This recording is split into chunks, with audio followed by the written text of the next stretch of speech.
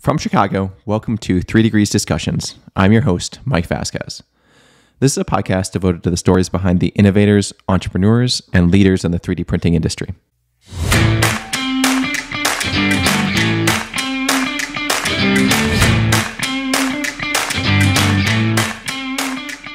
At the beginning, everyone was very excited about additive and, thinking, oh, this could solve all of our problems, and wanting to when you had that hammer of additive manufacturing, everything looked like a nail, right? So everyone was saying, hey, we should print this. And so more times than not, those who were working in the additive manufacturing space at Ford, who knew a little bit more than the rest of our workforce, it seemed like we had the opposite job of saying, why do you want to print that? You should be injection molding that, or you should be die casting that. That was Ellen Lee. Ellen is the technical leader for Additive Manufacturing Research at the Ford Motor Company, where she focuses on polymer applications. She's responsible for developing AM strategy and technical roadmaps for materials and processes to enable automotive use cases for additive manufacturing. She joins the show today to talk about the process of evaluating emerging technology and the end-to-end process of moving an application through the 3D printing ecosystem. Well, Ellen, thank you so much for joining the show. For the audience who may not know you, can you tell us a little bit about yourself? Sure. I currently work for Ford Motor Company. I'm the technical leader for additive manufacturing in our research organization. So what that means is that I get the fun job of focusing on how additive can add value to our company and support all sorts of cool projects across the enterprise, but really focused on the far term. So I get to kind of play in the sandbox, look at emerging technologies, and kind of figure out where the gaps still are that we have to put additive manufacturing into, for example, series production applications.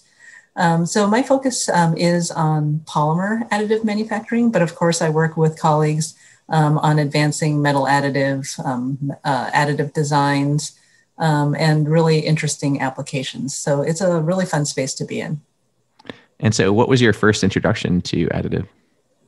So I've been at Ford for over 20 years, all in the research organization. And I started out my career developing novel plastic and composite materials. And so about 7 or 8 years ago, I was aware of our use of additive manufacturing, and in the development of new materials, obviously for things like injection molding, you need a mold or a tool in order to really do a lot of the validation testing. And at the stage that you're developing materials, you don't want to have to cut a new tool to test it out. And so I started wondering whether or not I could leverage additive manufacturing to do that. Obviously, now knowing something about additive, we know that was kind of a foolish thought. But that's when I started learning about additive manufacturing, and then learning about the huge differences that you can get, even with similar types of materials that are produced in an additive way versus conventionally, mass production way. And so those questions really piqued my interest. And being in the research organization, I started to dig in a little bit more about, why things were the way they were, what types of materials were interesting. And from a materials background, I think it became clear to me that for more durable end use applications of additive for automotive, that the big gap is really in the development of materials that meet our functional requirements. And so that's why I started to engage more and more in additive manufacturing, and actually ended up starting our dedicated research program in the research organization for additive manufacturing. And so I imagine in your position, kind of knowing the requirements for automotive and specific Ford product lines and vehicles, there's probably a big gap, especially early on, in kind of what you were given from some of the manufacturers and suppliers of 3D printing, where, maybe you get tensile modulus, maybe a melting point, and that's kind of it. And so it is a lot of your job trying to figure out kind of what sorts of testing do we need to do on these materials? What do we need to ask for in terms of kind of specifications from existing vendors, new vendors of the technology? Yeah, exactly. So I think you hit the nail on the head with looking at data sheets and just information for properties is one thing. And you do see this a little bit in some conventional manufacturing processes that are very anisotropic, for example, so like composites, or even in injection molding, especially with highly filled systems. What you get in the data sheet, reflects well a very idealized, measurement of performance for something that's quite simple. But then when you start thinking about the actual geometries and the applications, you're going to, have slightly different behavior or performance of that full part. And it really comes through even more when you have very anisotropic behavior, which we do in a lot of cases for additive. And so I think just understanding exactly what we require from our suppliers, both from the material side as well as from the printing and processing side, what we require in terms of what the performance is, how we measure the performance, how we evaluate it. I think that's all new to us in the additive space. So it's really quite interesting, and I think it's new to a lot of the supply base in additive manufacturing, because for so long they've been a prototyping technology. Right. And as you kind of explore some of these technologies, what has been, I guess, kind of the push and pull? Like, do you first look at, okay, we've got laser sintering or MJF that gives us nylon 12, and then we're going to look at all our product line to see like what could we replace with that? Or are you looking at, okay, what sorts of products could we manufacture would be good theoretical business cases, and then trying to hunt down what technology might be a good fit for that? Yeah, I think we've kind of changed a bit over the years in our approach, with kind of learning what makes the most sense. And so I think that, at the beginning, everyone was very excited about additive and, thinking, oh, this could solve all of our problems, and wanting to kind of, when you had that hammer of additive manufacturing, everything looked like a nail, right?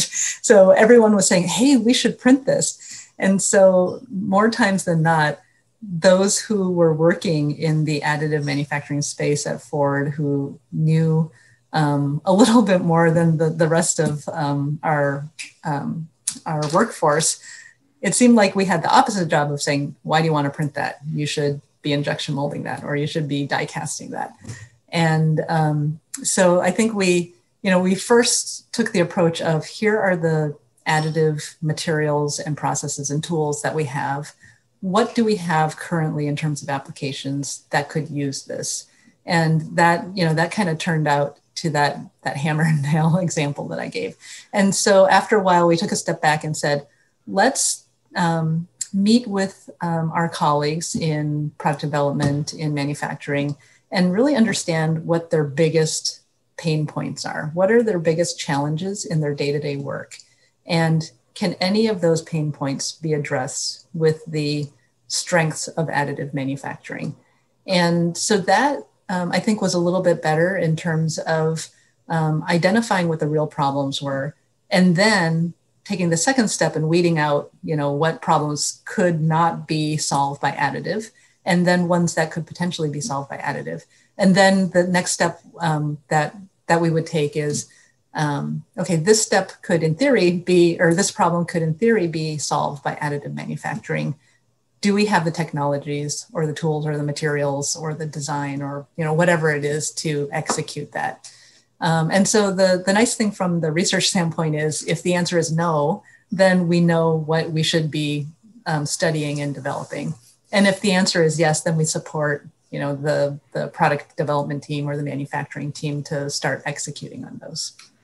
I imagine that's a really cool role to, like, at least I would find it really interesting that you get to talk to all these different product groups and learn all these different product lines. In a company like Ford, I'm sure there's probably tens of thousands of product lines that are going out. So you get to kind of see how all the cookies get made in right. Each of these different groups. So that must have been pretty exciting.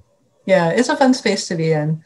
The problem is that, things don't always happen as quickly as we would hope, mm-hmm. right? So like a lot of times the answer is, well, it can't really work yet because we have to solve these, these issues, A, B, and C.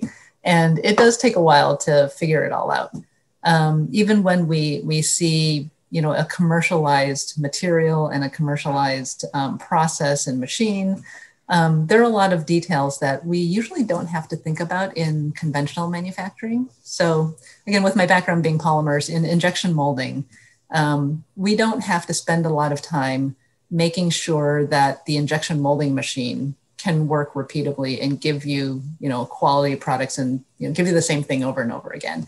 In a lot of cases for additive, because part of the appeal of the technology is that you have so much freedom to make whatever geometry you want, but then you need to be able to, when you figure out exactly what you want, and we want to make production parts that you have to have the exact same dimensions and performance one after the other. That's a big challenge that many have not proven that they're able to do yet. I mean, they may be able to do it. We just haven't gone through the exercise of validating that. Yeah. And so there's a lot of extra homework that needs to be done. And does that also include is the idea for once it comes into your group, you've got a number of printers, technologies that you're sampling with different parts and kind of getting it to the production level and production readiness. And then is the idea to kind of scale that out to suppliers, or kind of keep it in-house and kind of build that manufacturing in-house so you're kind of always ready to build the next batch of parts? So that's a really good question. I think we're still so early in using additive for production types of applications that we don't know what the supply chain is going to look like in the future. And so what we do know is that we need to be smart buyers if it is a complex supply chain. And so it makes sense for us to understand all of the aspects and understand that things are specified correctly, and we set our requirements correctly. But the answer to the question of what the supply is going to look like, if we're going to do it internally, vertically integrated, or if we're going to do it externally, or if it's a combination, that all falls to what makes the best business sense, right? What we have a business case for. And so that is, we're still very early days in it. As you may know, we only have a handful of parts that are end-use production parts, and they're not even, they're not super high volumes, which is kind of the long-term goal, to understand whether we can leverage additive for high volume. Right. And part of that too is, I'm sure that you guys are doing a lot of work with not only kind of end-use making the parts, but I imagine you do a lot of work with the actual machine manufacturers and probably the material companies in different contexts. I'm sure like there's the huge players of the world that you deal with every day in injection molding that are kind of inching their way into 3D printing, like somewhat different business models, somewhat different kind of requirements on the material side. So how is it kind of dealing with kind of that end of the business and working with, okay, like, hey, can we improve this? Or do you have this material or this price point? Or can you share a little bit there? Yeah, I think it's really a very interesting space because there's so many new innovations that come out all the time. Every day I find out someone has said, have you heard of this company? And, I thought I was pretty good about keeping track of the industry and, what was going on. And every day I find out there's like at least 5 or 10 new companies that I've never heard, or maybe not even that new. And so that kind of keeps it really exciting. But yeah, it's been fun to talk with these various companies and to see how the industry has matured. I think that as a whole, everyone's learned a lot more about what's needed in terms of getting to production parts or end-use parts, and how to develop new materials and what the big gaps are. And so dealing with all of the different suppliers in the value chain, and kind of understanding where they're coming from and communicating what our unique automotive industry needs are has been, I think, very gratifying because in a lot of the other more conventional manufacturing processes, a lot of these decisions have already been made. And, a lot of what comes out in terms of new technologies are kind of incremental in improvements. But a lot of times in this industry, we're seeing very disruptive changes and innovations that are kind of cool. Right. And it's also interesting that, everyone always talks about kind of aerospace and medical and 3D printing, and then there's been some developments and standards on that front. But automotive, it's still, I think there's still parts you can glean from those standards and approaches. You may not need everything, but I'm sure there's a whole host of standards, considerations, just approaches that you guys are thinking of that are kind of unique to whatever product line that you're using. And it's good to have those conversations out in the open, hopefully more than they have been. Yeah, for sure. So it's funny you mentioned aerospace and medical and standards, because we in the automotive industry have been talking with US Car. So I'm not sure how familiar you are with the automotive industry, but US Car is a way that the big three automotive companies in the US are able to collaborate pre-competitively. And last year we got together and we said, we need to join forces and really align on how we communicate to the additive manufacturing industry, what our needs are and how unique and different they are from the other industries that are seeing early success with additive manufacturing, namely the aerospace and the medical industries.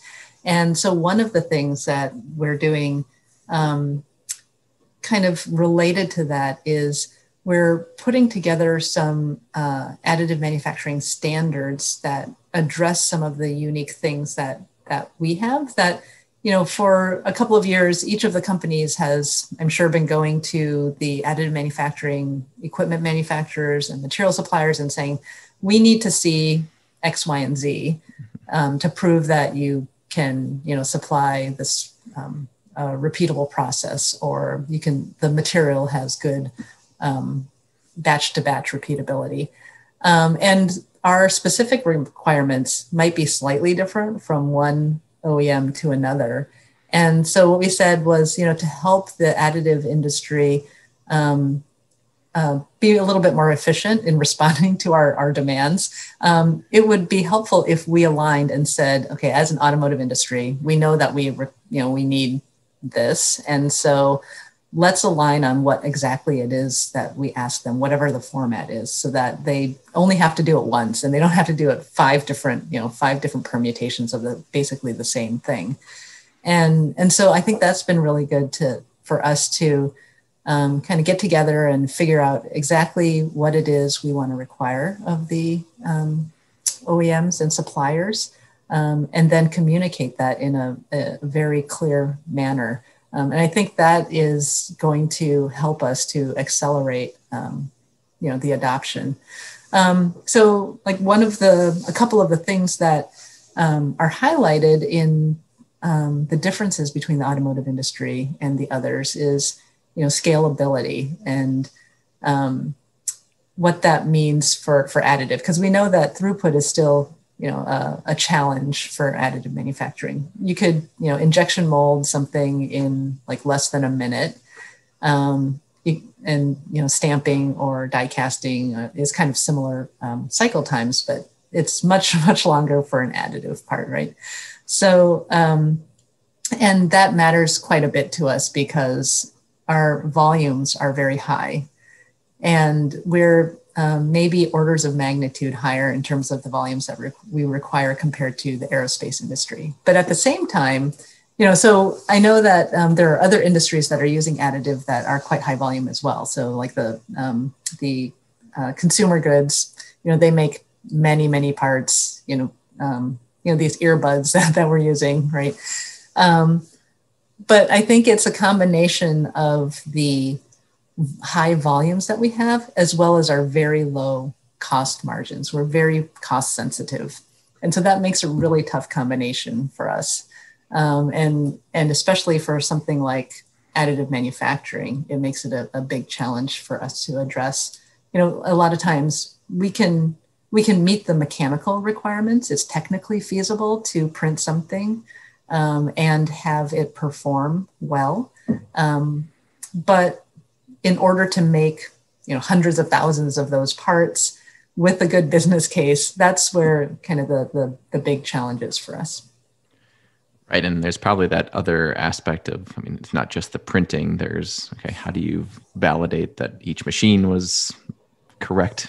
The one printing next to it is the same. And then kind of even thinking through, like, how does inspection look like in this? I mean, there's analogs, you can do similar inspection, but there might be different things that you're looking for when you specify a part as well. Yeah, exactly. So, a lot of times in the aerospace industry, there is a significant amount of inspection. But when we have something where we're making hundreds of thousands of parts, we want to have very good built-in quality in that system. And maybe you inspect, every many numbers of parts, right? You don't inspect every single one. Right. So I think that is a big difference as well that we need to work towards if we hope to have, really high volume scale. And as well, I think in your approach too, at the early days of additive, when like the materials are a little bit unknown, the machines are unknown, like the burden of testing ends up falling mostly on you guys, right? To do a lot of that. And hopefully with some of the US car approaches, like it's almost shared. I mean, there's always going to be testing you're going to have to do and to validate the geometries and properties and things. But from what I've seen, like that ends up, everyone's doing their own silo and trying to figure out what properties they're looking for and what test processes and what specs. And so there's a lot, like 90% of it's kind of the same, but like everyone's doing it on their own. Yeah, exactly. That's great. So I guess in thinking kind of a little bit different step here with within Ford and the additive manufacturing organization, kind of what, how has that grown as kind of a group? Like what sorts of folks kind of contribute to kind of 3D printing at Ford, and what sorts of jobs are there? I mean, I ask this because a lot of the listeners that we have are kind of excited about the industry and always excited to learn about, like, okay, how do you work in there? How do I be able to say I do 3D printing for a living? Can you tell us a little bit more about some of the career paths in the organization? Sure. So it has grown quite a bit. In the late 80s, we started using additive manufacturing like a lot of other companies for prototyping. And so one area is, continued use of additive for prototyping for visuals, fit and finish, even functional testing of prototype parts. So we have 5 facilities across the globe to support those types of engineering validation activities. And there are several at each of those facilities that support the printing work. So it's a lot of hands-on. It includes not only printing, but other methods of making rapid prototype parts. So that is those facilities are quite busy. And then we have our Advanced Manufacturing Center that was opened a couple of years ago. That's, they do support a lot of the engineering validation, prototyping type work, but it's also the facility that we have most of our kind of latest and greatest additives. A lot of emerging technologies will be located there for evaluations. We'll do a lot of kind of early prove outs. And it's a great facility because it not only includes the additive manufacturing equipment, but other advanced manufacturing technologies, so that we're ready to kind of integrate them all together in the factory of the future. So in that facility, we're really kind of pushing the envelope a little bit more in what the art of the possible is in terms of use of additive manufacturing and, combining it with automation and collaborative robots and things like that.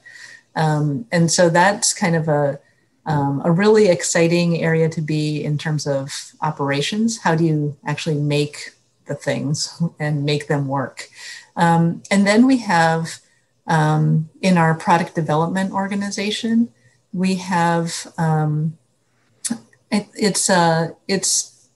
it's not a dedicated additive team, but there are dedicated additive manufacturing focused engineers who work within their teams on specific, either vehicle programs or on specific components of the vehicle.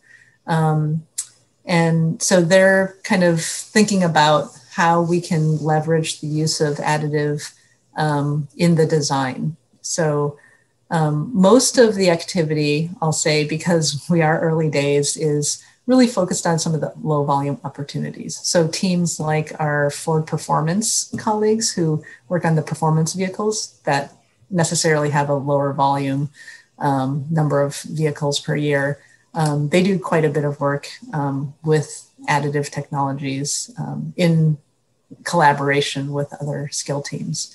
And then in our research organization, I'd say that's where we'll find the largest number of folks who are focused on using additive manufacturing. So it's grown quite a bit in the last couple of years in that we now have dedicated additive researchers working in the polymer space where I am, as well as in the metals additive space.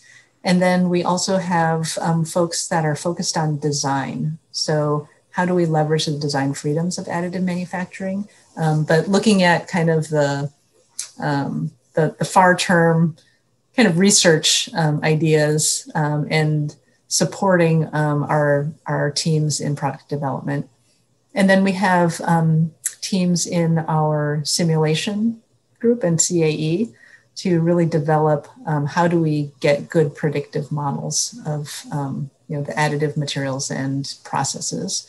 And then we have a team that's focused on applications. So again, that team focuses quite a bit on interfacing with our product development folks, but they really are kind of on the farther term types of applications of additive than in our product development organization.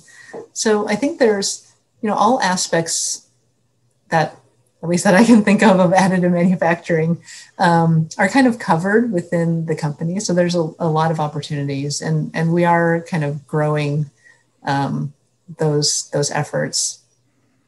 Awesome. And you mentioned factory of the future. How do you see additive manufacturing in that context? Is that kind of the digital thread, kind of distributed manufacturing? Is it kind of on-demand production? Where does 3D printing fall into that conversation? Yeah, so that's a great question. I think in the very early days of talking about additive manufacturing at Ford, people always talked about it as a replacement of injection molding or die casting or something. And really to make it work, it's really should be integrated into the factory with other manufacturing processes. And in a lot of cases, we're seeing a lot of technologies that are hybrid processes that combine additive and another kind of more mass manufacturing type of technology.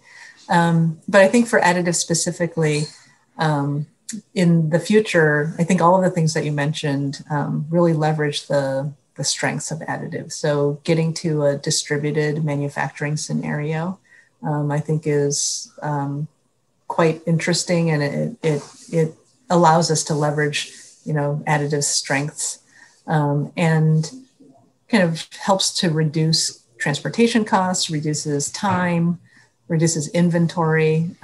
Those are all things that, we think that additive could potentially play a part in if we can solve the big challenges. But the digital, direct digital manufacturing part, I think, is something that we're currently doing to develop the framework to support it. right? So that comes into play not only for additive, but other manufacturing technologies as well. And so that's an integral part of, advanced manufacturing, or the factory of the future. Right. And as you think about kind of the factory of the future, what's what else going into 2021 are you excited about in terms of additive but for industry in general? Are there things on your radar that are exciting to kind of keep moving the ball forward? Yeah, I think the areas that would be quite helpful in the big challenges for additive are automation and collaborative robots and AGVs. Those are things that we are actively looking at and could help with the throughput and with the quality of additive components.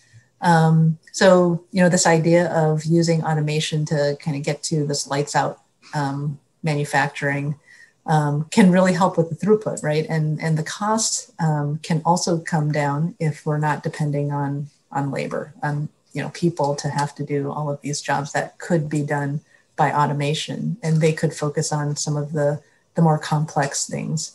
And then the other area that I think could be very helpful and is very exciting is the whole space of using data analytics and machine learning and AI. A lot of the additive processes are quite complex. There's a lot of things to kind of consider to optimize the system.